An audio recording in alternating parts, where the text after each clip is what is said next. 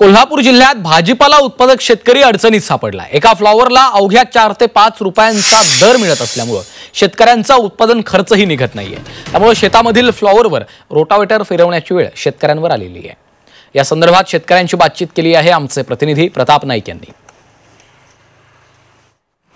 भाजीपाल्यांचं गाव म्हणून कोल्हापूर जिल्ह्यातल्या नांदणीला ओळखलं जातं, पण याच गावातील अनेक शेतकरी सध्या मोठ्या आर्थिक अडचणीत आल्याचं दिसून येत आहे।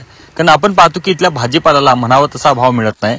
हा फ्लावरचा गड्डा आहे। काही दिवसापूर्वी याला भाव होता 11 ते 12 रुपये, पण आता हाच गड्डा आपण पाहतोय की व्यापारी वर्ग 5 ते 6 रुपयाला 4 रुपयाला घेऊन जात आहे। त्यामुळे शेतकऱ्यांची अवस्था अतिशय बिकट झालेली आहे।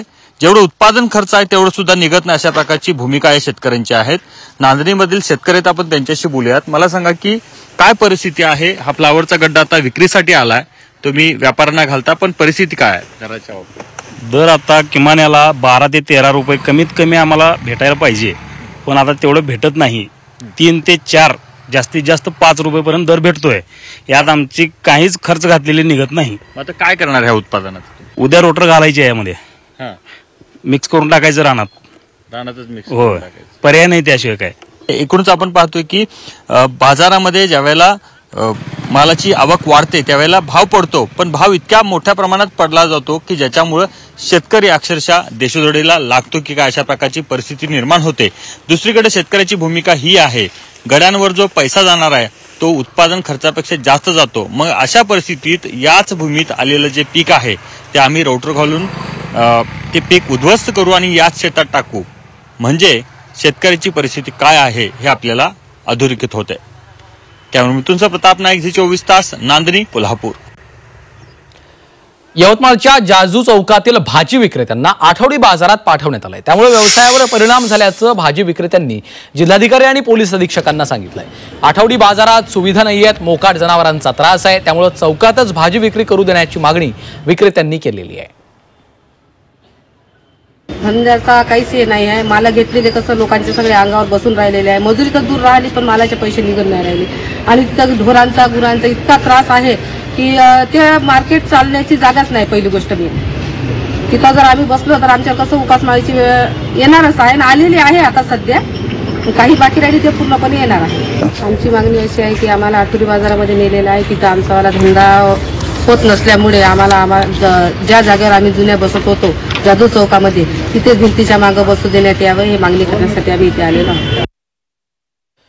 मावळमधील संत तुकाराम महाराज साखर कारखान्यानं यंदा सर्वात जास्त साखरेचं उत्पादन घेतलं।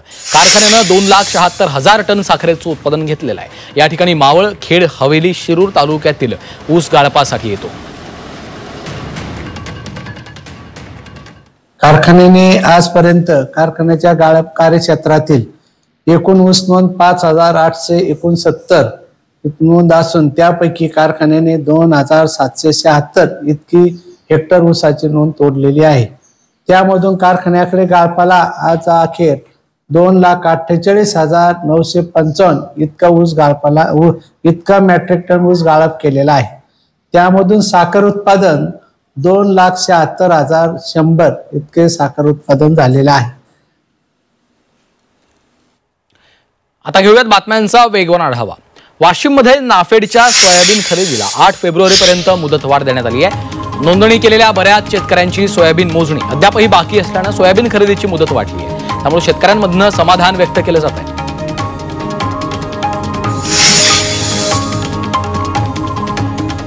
मधमाशी पालनात शेतकऱ्यांनी सहभाग वाढवावा असं आवाहन अहिल्यानगरमधील कृषी विभागानं केलं।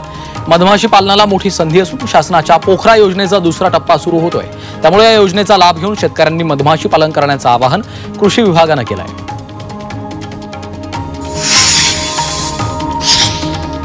बदलत्या वातावरणाचा फटका ऊसाच्या गळपाला बसतोय। गाळप हंगाम अर्ध्यावर आलेला आहे। गेल्या वर्षीच्या तुलनेत आता 83 लाख टन ऊसाचं गाळप कमी झालं, तर साखरेचं उत्पादनही 108 लाख क्विंटलनं कमी झालेलं आहे।